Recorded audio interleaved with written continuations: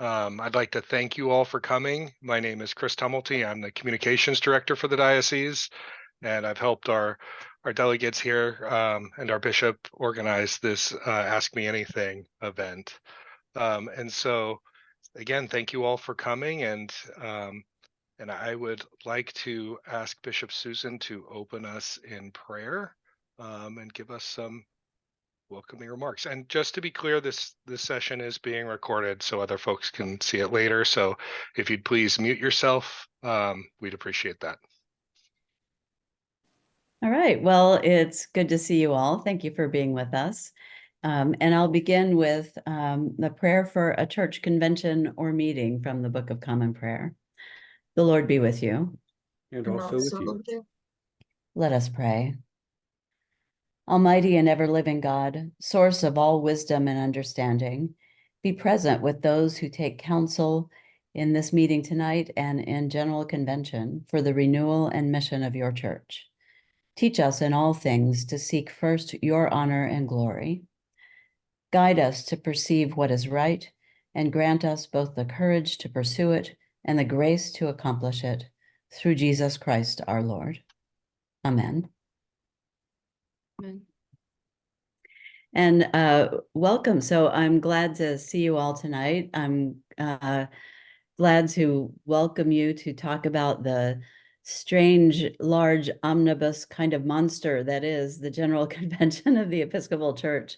As you may know, there are over 1,000 voting members of convention and many, many more who attend to observe or to exhibit or just to see what is going on. There's also the Episcopal Church Women Triennial that goes on at the same time. So it is a giant, huge, somewhat festive and somewhat argumentative at times Episcopalooza. So welcome to this discussion of Episcopalooza 2024. I actually had been to General Convention 4 times as a deputy, and then this will be my second convention as a bishop. So I can't say I love it, but I've got a lot of experience with it.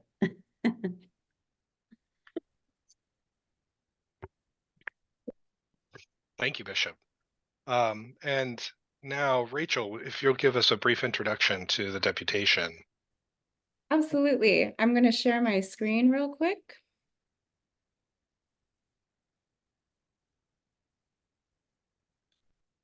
There we go.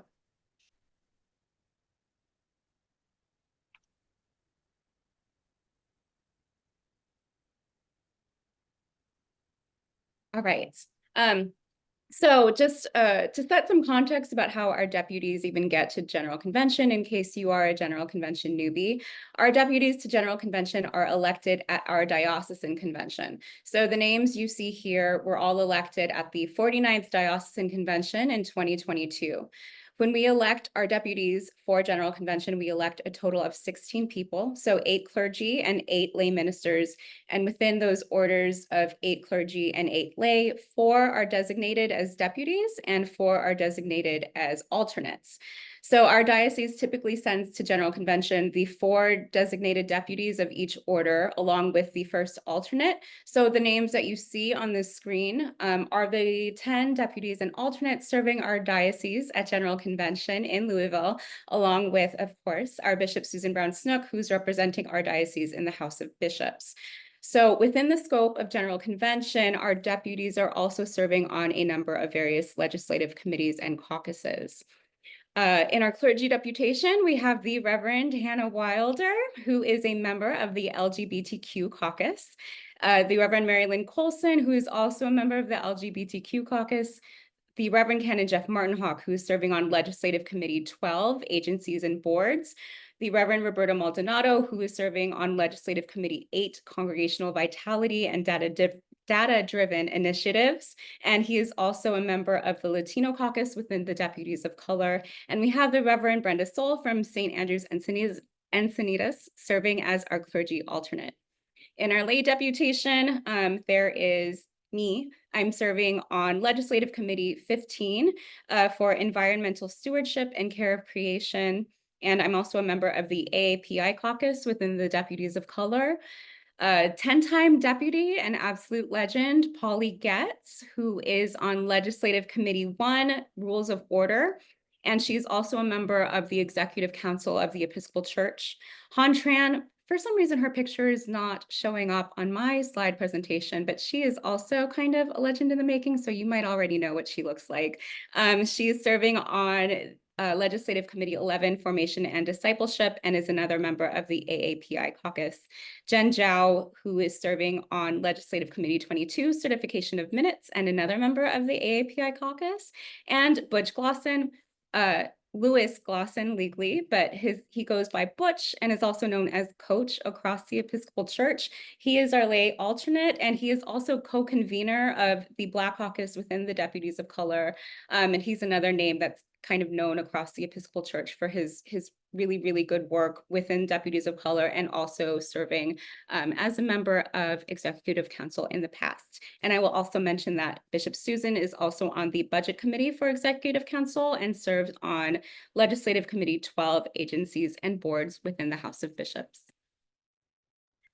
And I don't know, it might be helpful to make sure everybody understands that the Episcopal Church General Convention is a two-house legislature. So like the US Congress, both houses have to agree on legislation in the same form for something to become, for it to pass. I wouldn't say become law, but so those two houses are the House of Deputies, which Rachel just described to you, and I'm in the House of Bishops. So all people who have been ordained bishop and are still alive and choose to come have a vote in the House of Bishops. Thank you, guys. And Hannah, if you'll give us just a quick explanation of what General Convention is generally, and why is it important to us? Certainly. So this will be my 6th General Convention, my 2nd one as a deputy. And before that, I went to 4 as the communications director for the diocese. And the thing that I love about General Convention, and that I always tell people, is that it is the highest authority in our church. It's the governing body that makes decisions that impact us, like setting policies, approving budgets, making decisions on matters of doctrine and discipline and worship within our church. And so I love that it is something that lay people actually have a hand in. Lay people, priests and bishops all work together to set policies and pass budgets and elect leadership. And I think people have this idea that the Episcopal Church is so hierarchical. You know, we have bishops and we're like, oh, bishops, which is great, but but it's actually the General Convention that's the highest authority in the land. So that's one thing that I think is super cool of it. Rachel and Bishop Susan did a great job describing like the different houses. My first time attending General Convention, I understood more how US government works. And it actually helped me to get more involved in like local government, because I was like, oh, this is just what yeah. So, and I think our significance for our diocese is just that decisions made at this General Convention will influence how we practice our faith and the types of resources available to us and the overall mission and outreach efforts of the church. And it's really exciting because I've seen how General Convention initiatives can lead to changes in church policies and changes in the allocation of funds that then support diocesan programs and activities. So that's just what I'm excited about. When I was a deputy in 2015, I was part of a group of people who helped pass a big new initiative on church planting, which had a lot of, which required the Episcopal Church to put money into church planting, part of which is used for training and raising up leadership for church planting, and part of which is used for grants to churches. So our own diocese has received grants for church planting from that fund. And that's one example of how the General Convention can truly impact the mission and ministry of the church. Chris, is this where you wanted me to talk a little bit about the budget? I was hoping that we would move into explaining the presiding bishop. Okay, we can move into the budget a couple questions later. Can't believe you're not all excited about the budget, but okay. So This year, we will be electing a new presiding bishop. Presiding Bishop Michael Curry's term ends as of Halloween this year, and the new presiding bishop will be installed on All Saints' Day. So a presiding bishop is elected to a 9-year term. A person elected has to already be a bishop, so only bishops are eligible. As you probably know, we have 5 candidates standing for election. There's a very long and very detailed nomination process.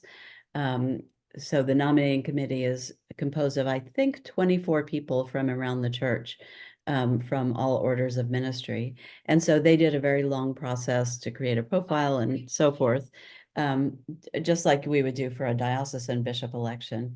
And they came up with a slate of 4 candidates. There was a 5th candidate then added by petition. So our candidates are, let's see if I can remember, Sean Rowe, Rob Wright, Daniel Gutierrez, and Scott Barker were the nominated candidates, and the one added by petition is Bishop Dede Duncan Proby. There was initially some controversy because the slate did not include a woman, but the candidate added by petition is a woman. So, of course, in the House of Bishops, we all know each other. So I know them all, and they have different strengths. That all of the bishops interested in voting, who are planning to attend, were invited to a special gathering in North Carolina in April. And we went for a full day of meetings where we got to hear from the candidates about their visions for the church. And so I'm not going to reveal how I plan to vote, but the visions of the candidates really became clear in those meetings, and they run they're across a wide spectrum. So there's and it's mostly related to leadership style, but it's also related to what they believe is the mission of the church-wide structure that we actually call the Domestic and Foreign Missionary Society. That's the corporation that houses our church-wide structure. So there are a lot of different views of what the function of the DFMS, the Domestic and Foreign Mission Society, what it should be.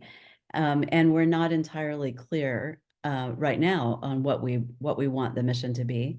But the presiding bishop, I believe, will have great influence in leading us to understand more about what the function of that big machine is that unites us at the church-wide level. So it will be very interesting. I think the candidate who is elected will tell you a lot about who, at least the bishops, what vision at least the bishops agree with on what the DFMS is supposed to be. So the election happens in privacy at a church on a day of convention, and we keep electing until one candidate has more than 50% of the vote. It's no information at all is released until after the election is over.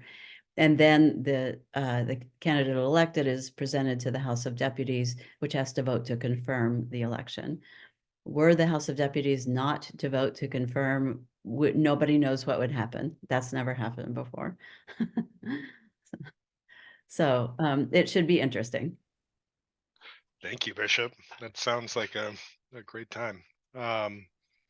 Okay, so moving on, Hannah and Rachel, there's a big forum coming up with the president of the House of Deputies, right? Who heads up the other house.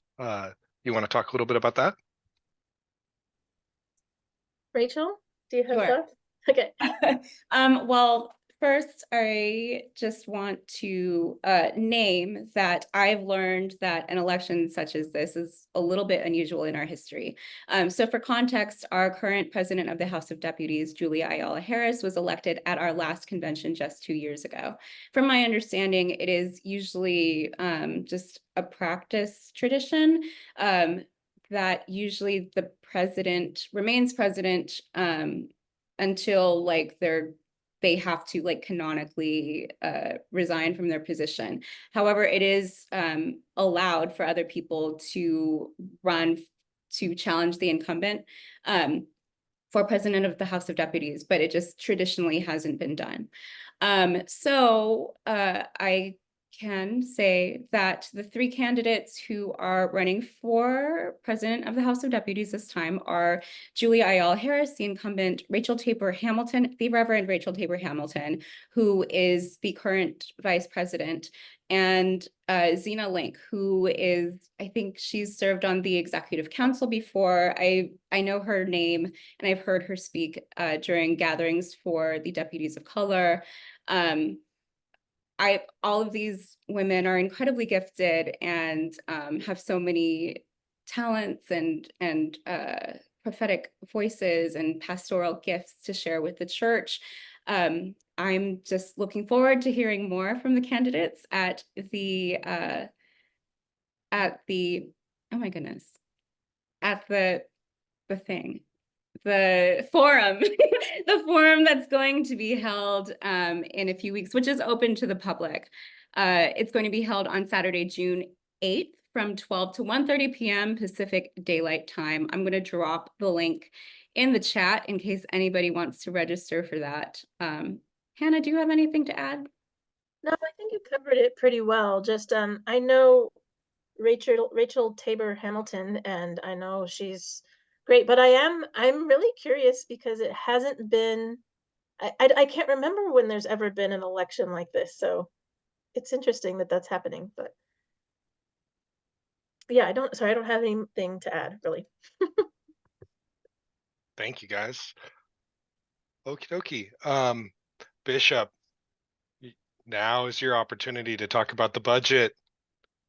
Would you like to tell us a little bit about the budget and how it impacts our mission and ministry of the church?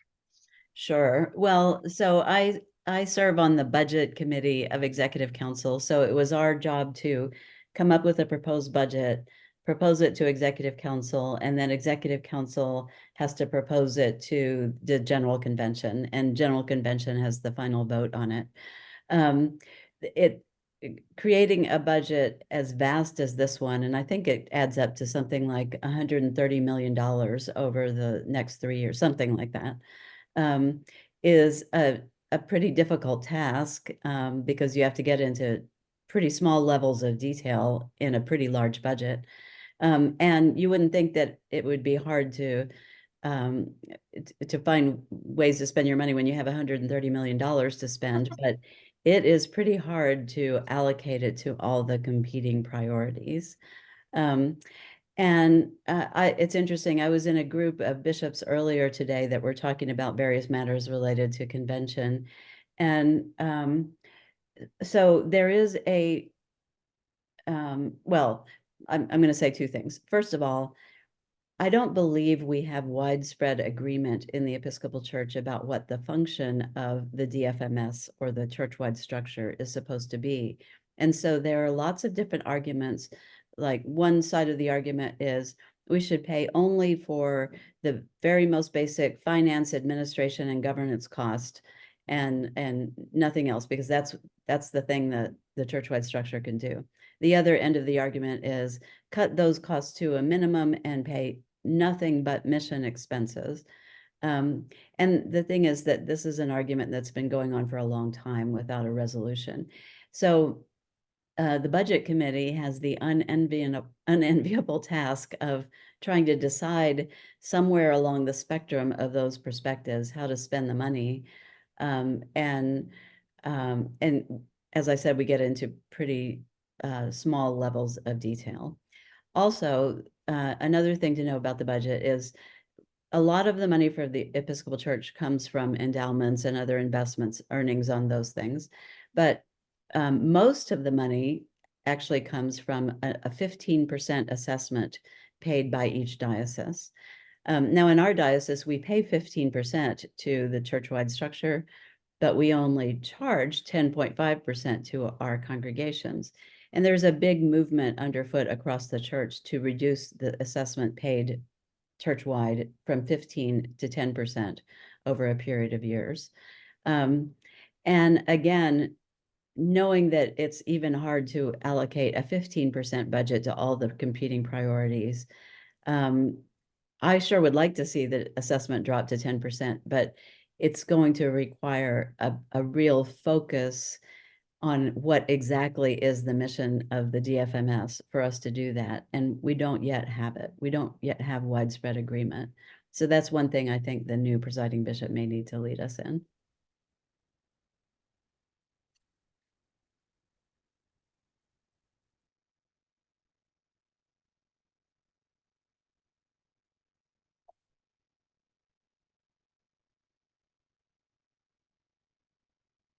Chris, are you talking? I can't hear you. I am talking. Sorry about that. I was Now I hear muted. you. Thank you, Bishop. So now we're going to move into a period of time where we're going to talk about some pre-collected questions that we've been collecting over the last few weeks. Those were just a few things that we wanted to cover because we felt that they were of general interest. So our first question off the bat, and rest assured, everybody, you'll have an opportunity in just a few minutes to ask your own questions if you have burning questions. So you can keep those ready. Okay, so Rachel and Hannah, you guys don't get to technically vote on the presiding bishop, right? So in your opinion, what are the good qualities of a presiding bishop? What skills, traits, and ministry focuses are needed over the next term? Rachel, would you like to go first? Sure. Even though this is a pre-collected question, I've really been mulling this over all day. And I think, so I was reflecting on what made Michael Curry such a good presiding bishop. And I feel like he had a really good gift of vision casting, right? He is a very talented and dynamic preacher, but just the way he came up, the way he presented the phrase, like the way of love. I am a cradle Episcopalian. I don't remember the word love being brought up. And I don't remember our tradition feeling as relatable as it felt when Michael Curry became our presiding bishop. So I think the ability to cast a vision, and also just keeping in mind the past several years, including 2020, which was a very challenging year in a number of different ways. My favorite moment of Michael Curry's, I think, was when he decided to have a very honest and kind of vulnerable moment of lament. So I think I've just grown to appreciate the ability of any type of leader, especially in that position of authority, to be able to hold the grief, to hold the lament, and still be able to bring us into that vision of hope for the future and that vision of resurrection. So like somebody who can hold the Good Friday before we head to Easter, if that makes any sense. That's beautiful. That's so well said. And I would just add like a deep and profound commitment to the teachings of Jesus and the ability to communicate them effectively, which for me means embracing digital evangelism, digital platforms. I think this person has to have, yeah, like a pastoral care, compassion, empathy. One of the things I really appreciated from presiding Bishop Michael Curry was when he did like little weekly video sermons during the pandemic, and I remember just like waiting for those emails to come out because they were so hopeful, and it gave me hope in a dark time. Obviously, the person has to have like administrative and strategic skills, like Rachel was talking about, a visionary, but also somebody that has organizational management. I've been learning so much about organizational like culture and the culture of organizations, and just how important it is to be able to oversee budgets and staffing and program development and all that stuff, and to do it effectively. Obviously, as a queer person, I think there needs to be a lot of advocacy for inclusivity and just commitment to social justice, as well as diplomacy and like, including as many people as possible, even those that disagree with the inclusion. So I think it's a person that has all of those skills, and it's a tall order, but that's what's going to lead the Episcopal Church into a vibrant and inclusive future. Thank you both. That's so wonderfully said. Gave me goosebumps. I'm excited to see who we elect. All right, Bishop Susan, Navajo land, it's a huge stretch of geographical territory in our church. Why is it not a diocese? What are the benefits of being a diocese? Navajo land is currently called an area mission of the Episcopal Church. It is petitioning the Episcopal Church at this convention to become what's called a missionary diocese. And both of those are eligible to be supported by the church-wide budget. We currently do support almost all of what Navajo land spends comes from the church-wide budget because it's a very, very poor region. I love Navajo land. I was able to visit there with 2 other women bishops in April, well, right after Easter. They sponsored a retreat for some women bishops, and so I went around and met a whole lot of people and saw the beautiful country. I have amazing pictures if you ever want to see them. But I really loved getting to know the people and understanding a bit more of the issues that they face and the vision that they have to make a difference in their community. So, for instance, they have a whole bunch of computers and they're trying to get internet installed at several of their churches because children don't have computers at home, so they can't do their homework. And many of them speak Navajo at home and they need help with English to succeed in school. So they have a big vision for helping children, for instance. I will say that in addition to the budget, I served on the denominational health plan task force, and I don't want to get into the details of that because it's very technical. But one of the things we discovered during our work was that Navajo lay and clergy employees did not have health insurance because the budget allocation given by the Episcopal Church was not sufficient to provide it. So our task force has proposed legislation to allow the cost of that to be lowered for them beginning in 2025. But we didn't want Navajo land to have to wait until 2025 to have health insurance. So we went to Executive Council and petitioned for an increase to their grant for 2024. And they are now insured. And the Navajo priest who came and testified at our hearing that because he had no health insurance, he'd been denied a kidney transplant that he needed to survive, has now had that kidney transplant. And I got to meet him, and it was really moving. So back to the question of being a missionary diocese versus an area mission. They currently are in an interim period with their bishop. They have an interim bishop, basically.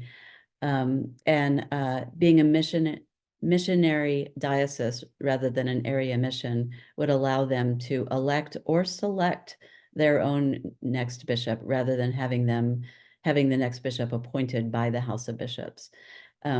Navajo land will likely not do an election process like most dioceses do because in Navajo culture, they have their own ways of selecting leaders, and I think that's appropriate for them to select it their way.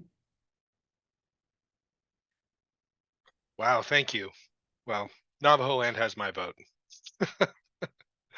Thank you very much. That's very moving. All right, Rachel, how is the church supporting / establishing a better representation of people of color and leadership? This is like a really good transition because I think what the story that Bishop Susan just described about the disparity of healthcare, I think the conversations that I've gotten to be a part of where people are recognizing the gaps in our system, that like the very dry gaps in our polities and our historical practices that actually support inequity. I love that I'm hearing them be recognized and people are putting in the work to advocate for more equitable policies. I will say that there is also a resolution. It's resolution A032 to hire a chief equity officer for the Episcopal Church. So that would be a person on the presiding bishop's staff whose job it would be to make sure that there was this equity in all aspects of our church.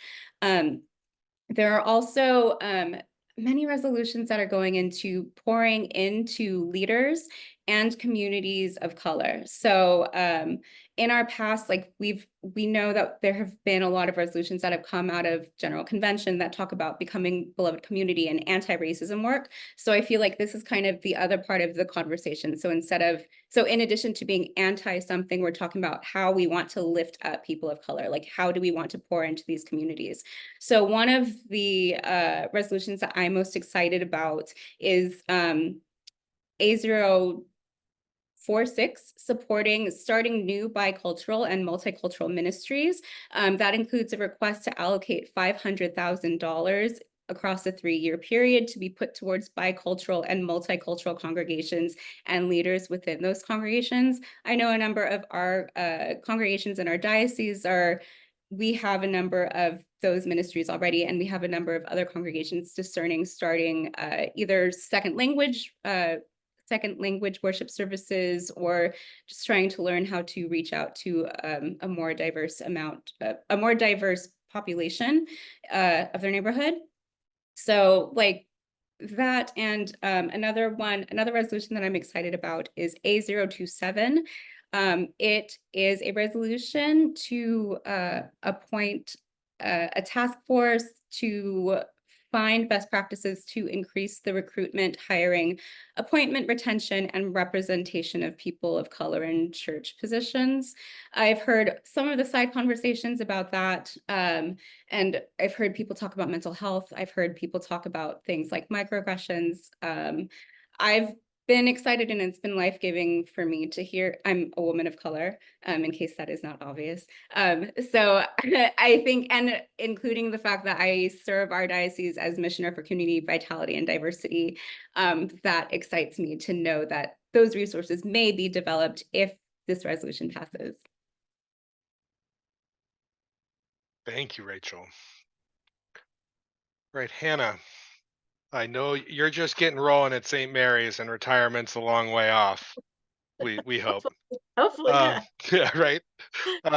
General Convention is considering raising the retirement age of priests and deacons to 75. What do you think about that?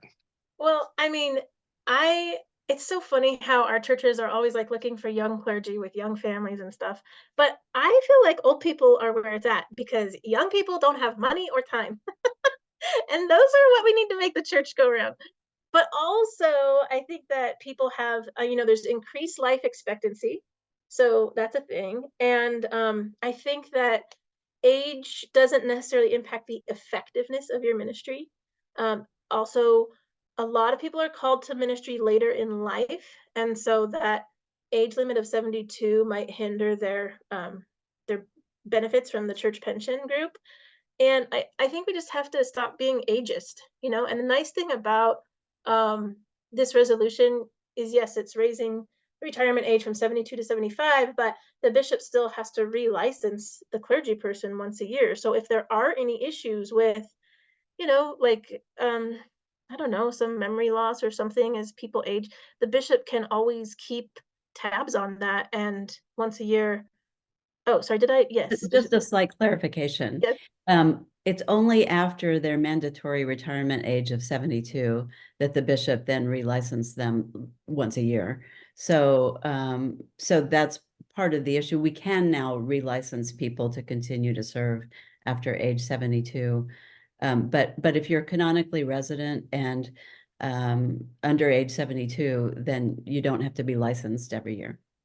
Yeah.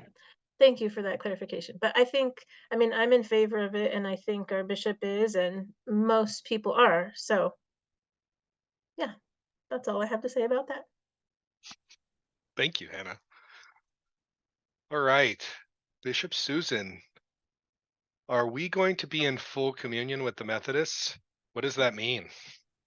Okay, so we are currently in full communion with the ELCA, the Lutherans, one particular branch of the Lutherans. We're also in full communion with the Moravian Church. You may or may not know that. It's a very small denomination, especially in this part of the country. But so there's a proposal to go into full communion with the United Methodist Church.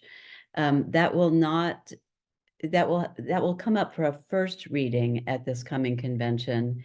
It would not come up for a second reading and therefore become effective until the convention of 2027. But full communion means this. It means that ordained ministers of either church could serve as pastors of another church, of a church in the other denomination. So currently, we are able to call a Lutheran pastor to lead an Episcopal church if we want to. And in fact, we had one as the interim priest he was interim pastor at Trinity Escondido just recently. And an Episcopal priest could be called to lead a Lutheran congregation. It also facilitates combinations. So if there is a small town with two small struggling Episcopal and Lutheran churches, they could consider combining and being served by one priest or pastor, and that could strengthen both of them. So getting into full communion with the Methodists, which I completely support, would allow that with the Methodists as well. We in the Episcopal Church are pretty difficult to work with on matters like this because we have a strong commitment to the apostolic succession of bishops, meaning that every bishop can trace their lineage through laying on of hands all the way back to the Apostle Peter. And so I am bishop number 1,119 in the American succession. By the way, bishops go around talking about our numbers. My number is 1119. So the Lutherans and the Methodists had abandoned that view of bishops. With the Lutherans, we have brought them back into apostolic succession by requiring that an Episcopal bishop be present and participating in laying on of hands at every Lutheran bishop installation. So I participated in the installation of the current Lutheran bishop here in San Diego a couple of years ago. So we would have a similar agreement with the Methodists. Thank you, Bishop. All right, Rachel, this may or may not be a surprise to you, but migration is a hot topic here in San Diego. And I know that there's a resolution, I believe it's a D026 that is designed to enable Episcopal migration ministries to fully live out its mission. Can you talk a little bit about EMM and how they might support migrants and asylum seekers here in San Diego? Yes, thank you, Chris. Everyone pray for me as I try to channel the spirit of Robert Vivar, our missioner for migration, and just do my best to show him that I've been paying attention to his work. Okay, so D026, it is entitled Enable Episcopal Migration Ministries to More Fully Live Out Its Mission. This resolution is actually supported by the Diocese of San Diego's Migration Ministry in partnership with the Diocese of Rio Grande. So I thought that was cool. So essentially, Episcopal Migration Ministries receives a certain amount of funding from the US federal government. And because it is federally funded, there are certain restrictions, right? These funds can only be dedicated to people in the US who have obtained official refugee status or other certain narrowly defined immigration statuses. So serving refugees is certainly a good thing. We know that well here in our diocese, especially since we have welcome ministries coming out of St. Albans and El Cajon and Refugee Net coming out of St. Luke's and San Diego. But this also means that this funding is not available for the majority of other immigrants, which includes asylum seekers and undocumented immigrants and immigrants who are located outside of the United States. So in our diocese, many of us know that thanks to the good work of Robert Vivar and all of our many congregations who have been involved in our diocesan migration ministry, that in the past year, especially, quite a number of asylum seekers from around the world have been dropped off at various points in our region, right? So maybe at bus stops or maybe at the US-Mexico border, where many of them are left for extended periods of time without resources, without a whole lot of help, or they're left in outdoor detention centers waiting to be processed, or in our airports, right? While they're waiting for a flight to their next destination. So for many of these folks who don't have an official refugee status, this means that EMM wouldn't be able to distribute funds to help them. We know that there is a gap in our system because many of our congregations have been working to fill those gaps by providing resources, by packing sack lunches, by donating funds, right, to be able to serve our migrant siblings. So this resolution, among a number of other things, it's seeking to allocate $200,000 of funding to be made available to serve migrants who wouldn't otherwise be able to receive funds from EMM. It at least requests some funds to be able to trickle down to those folks who need it the most and who are truly falling in the gaps in our system. Chris, can I also mention one other resolution having to Please. Okay. It's your response. You can say whatever you'd like. Okay. In addition to this resolution, which has which asks for budget allocations, I will say that one of the benefits of General Convention, or one of the things that we will see come out of General Convention a lot, are resolutions that ask the Episcopal Church, that ask General Convention to take a position on certain issues.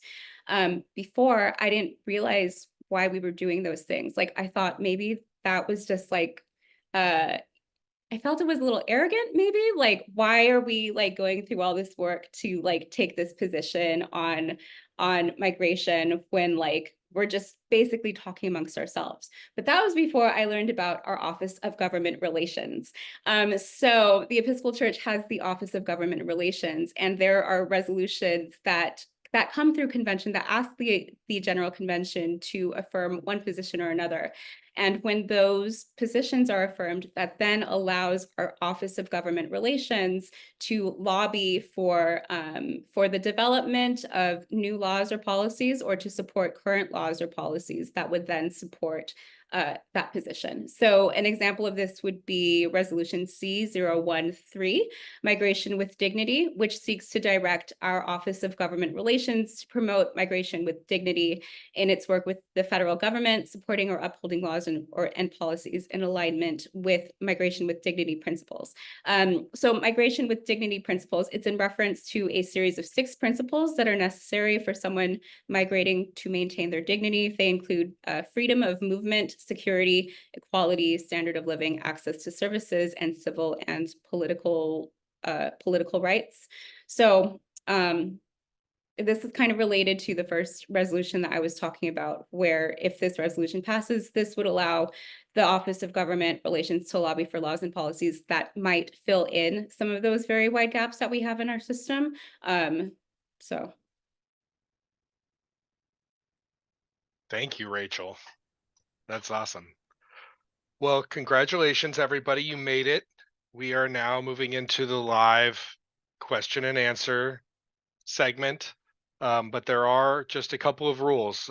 We are going to have you message me, Chris Tumulty, or as it says here, Episcopal Diocese, with your question, and I will pose the question to the individual that you'd like it to be asked to. So if you can utilize the chat function in Zoom, that would be the best way to submit a question. Can I just say, while we're waiting for a question, one of my favorite things about General Convention are the opportunities for worship, getting together as one church and coming into the presence of God. It is so powerful. And it's just, I think we have 2 big Eucharists and then 3 morning prayers or something like that. And it's just all the different, like, high church, low church, like all kinds of different strains of the Episcopal Church come together. And it's just, oh, it gives me goosebumps. It's so good.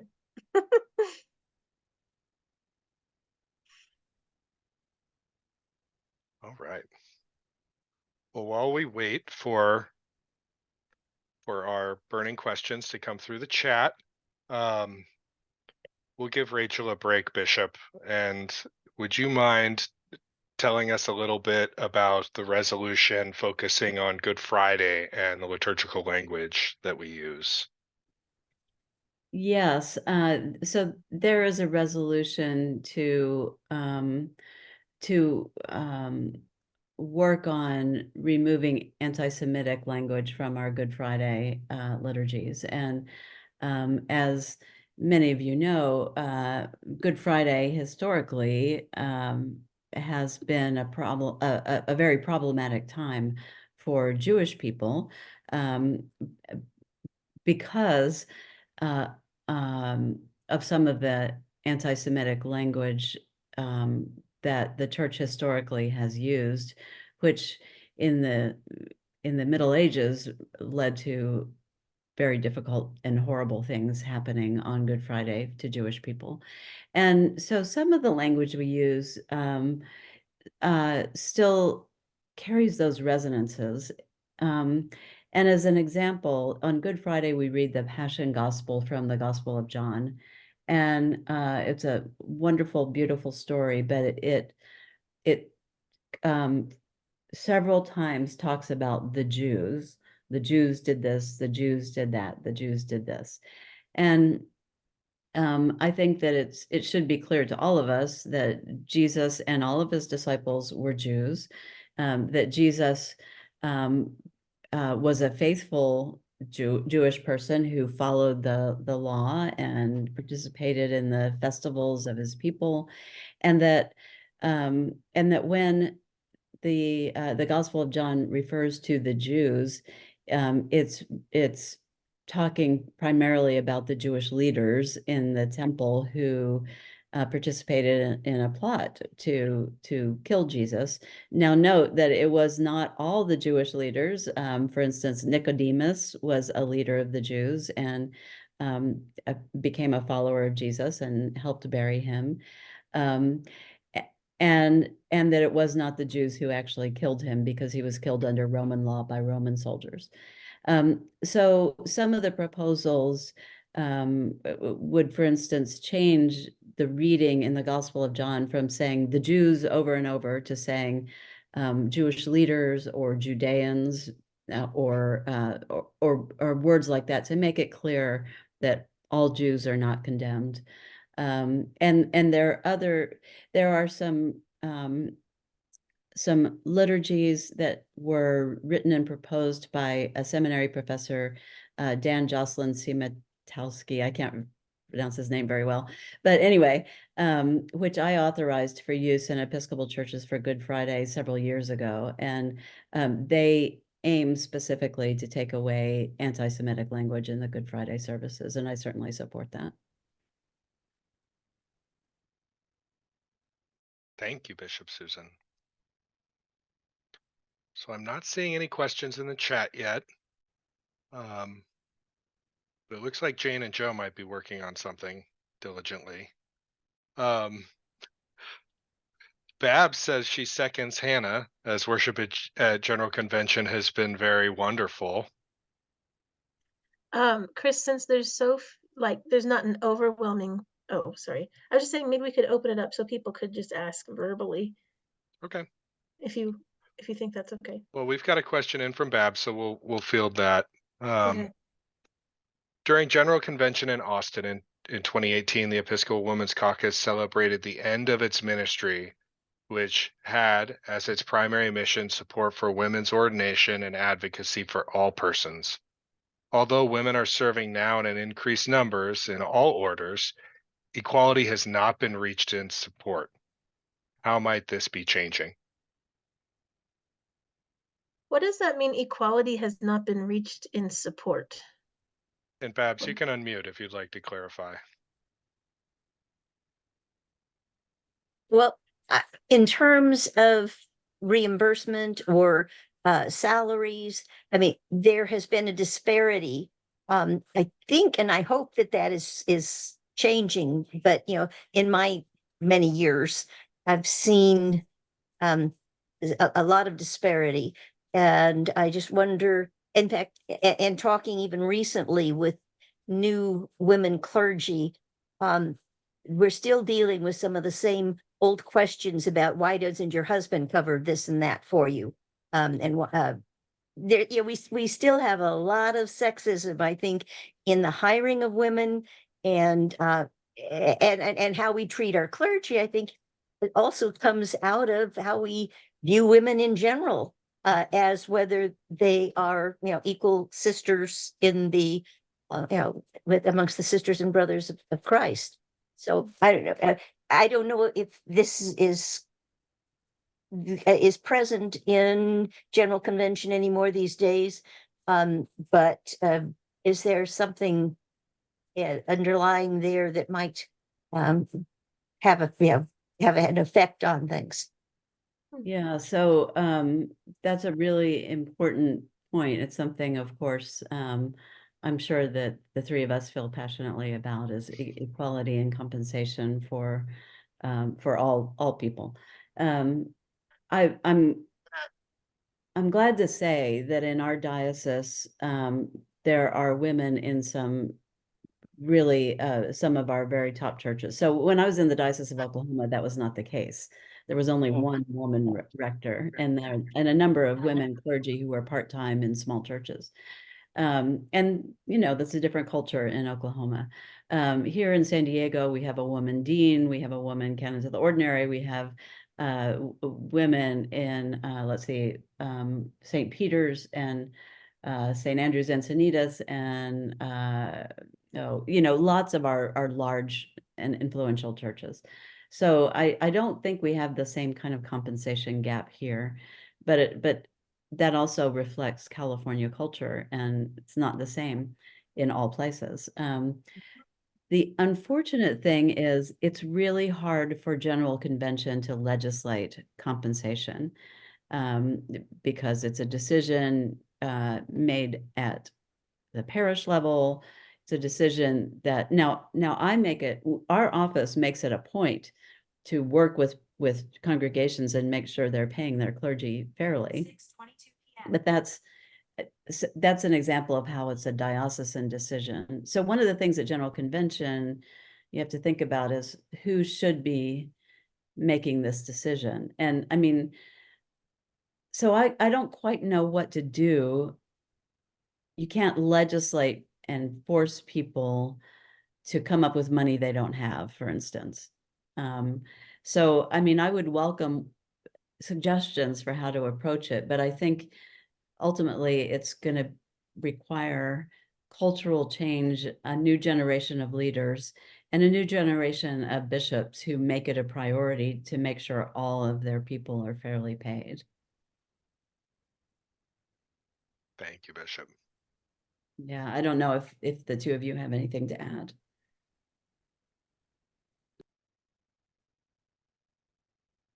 Well, I second that concern. I mean, women are paid 80 cents on the dollar for the same work as men, and that's culture wide, not just our church. So I think it's something we continue to work on as a whole society, but certainly also in the church. I'm kind of curious about the ECW and how that has been impacted by the ordination of women and how that's changing.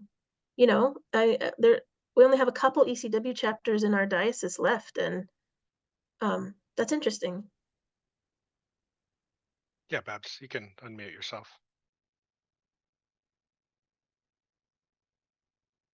Babs, you're muted. I'm sorry. If you want to unmute your there, I want to clarify, there was a difference between the Episcopal Church Women, ECW, and the Episcopal Women's Caucus, which was founded in the early 70s to help get women into ordination, and then following up with that. I happen to be a longtime member with that, and that was some of my contact with General Convention, was that Women's Caucus would host brunches, breakfasts, to bring in women speakers at General Convention. And just, gradually, as more women got ordained, we just, it didn't seem as necessary, or people were too busy to focus in that area anymore. But yeah, the Episcopal Women's Caucus was, a particular support group different from the Episcopal Church Women. I will say that beginning about 2 years before I was elected, there began to be a huge change in bishop elections, and a whole bunch of women have been elected in recent years, so that we're now about 1/3 of the House, and probably 50% of people elected in the last, I'd say, at least 6 years. My own class of people elected in 2019 to 20 is majority women. You know, and you can't point to exactly what happened to make that change happen, except that there began to be some intentional efforts toward mentorship of younger women and bringing them into positions of leadership and encouraging them to consider themselves and apply for those positions of leadership. So I participated in one of those mentorship programs beginning in 2016. And that was about the time that change started happening. So it may be more a matter of mentorship and encouragement at this point than legislation. But it is a passion of mine. I want to, you know what, somebody asked Ruth Bader Ginsburg, how many women is enough on the Supreme Court? And she said 9. So, so yeah, so why stop at 50%? Let's keep going. I think we should work toward, you know, equality, and to the point where it doesn't make a difference to people when they're voting, whether a person is a man or a woman, or, you know, what race they are, or what sexuality, or whatever, that we all stand on equal ground. Thank you. Very important topic. Susan Newland asks, there's at least one church in our diocese, I'm told, that does not allow lay women to serve on the altar as Eucharistic ministers, etc. Isn't this outside the general guidance of pro-equality? Correct me if I'm wrong on this. I haven't been told that lay women are prohibited on the altar, and I'd have to think whether okay, I can say that if it's the church I'm thinking about, I have seen women acolytes and lectors, and I think possibly chalice bearers there. So when I first came into the diocese, there were 2 churches that had not yet permitted a woman to celebrate the Eucharist, and I have now celebrated at least twice at both of them. So that particular barrier has fallen. Thank you. Okay, guys, we are finishing up our time. If there are any last burning questions, we can take one more. Could I ask one? Sure, Jane. Having trouble with the chat, sorry. No problem. Given the attrition in the membership in the Episcopal Church, is there consideration of collapsing some of the dioceses? And if this is this the forum to do it or not at the general convention? Yeah, that's a really good question, Jane. And so there is a big movement underway to combine dioceses. And in fact, there are 2 sets of dioceses that have taken votes to combine, and the General Convention needs to approve those votes. So 3 dioceses in the state of Wisconsin have voted to combine as one Diocese of Wisconsin. And 2 dioceses in the state of Michigan, Eastern and Western Michigan, are forming the new Diocese of the Great Lakes. So those are mergers, sort of. I mean, Eastern Western Michigan is a merger. Wisconsin is a restoration. So 2 dioceses that had been spun off, like we were spun off from the Diocese of LA, are now being brought back into the fold. Having fewer dioceses certainly brings administrative efficiencies. The trade-off is less personal knowledge of each of the churches by the bishop and diocesan staff. So I actually kind of like our size of diocese. I like I like seeing Jane and recognizing her and knowing her name is Jane, you know, and knowing what's going on in each of the churches and being able to provide intensive support.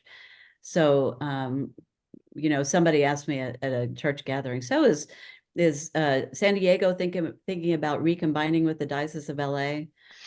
Well, not on my watch, because I actually really think we have something different and special in our area. So sometimes medium size is better than large, even though you may, you've got a whole different bishop that you have to pay for. But yes, a lot of that consolidation is happening.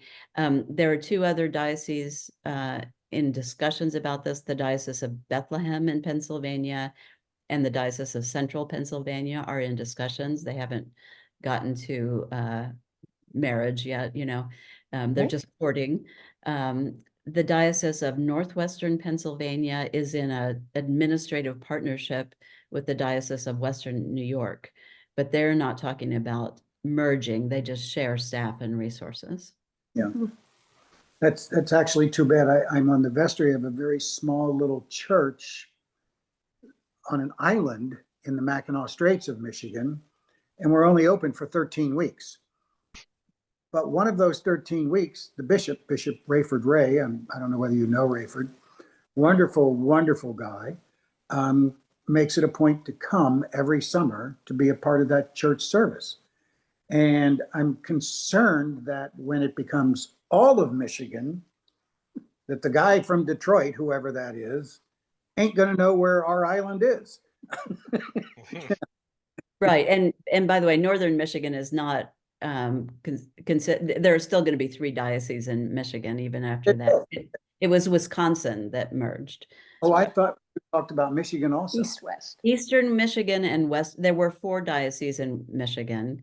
Now there's Northern 3. is the one you're talking about. The Diocese of Michigan is separate. That's the Detroit area. Then Eastern and Western Michigan have chosen to merge. But you're still going to have your nice Diocese of Northern Michigan. Slid in safe there, Joe. But that's part of my point is, like, your bishop knows you, right? And knows that you're special and is there to support you. And so that is something to consider, even while we're considering issues of administrative efficiency. Yeah. Right. Thank you for those great questions. And thank you for our leaders here, Bishop Susan and Reverend Hannah and Rachel. What great representation we have for the Diocese of San Diego. And I just want to remind everybody that we're going to be covering General Convention in the EDSD News every week leading up and following General Convention, with reports from our deputies about their experiences at General Convention. And we'll also have a team on the ground posting on our social media.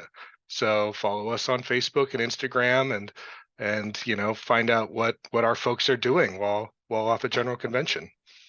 Yeah, I want to invite everyone. Sorry, Chris. I want to invite everyone to be my Facebook friend, because I'm going to go live every day while I'm at General Convention, just to show you what's going on. Maybe I'll be on the floor of convention. Maybe I'll be in the convention hall. Maybe I'll be out to dinner, but you too can go to General Convention. So be my Facebook friend.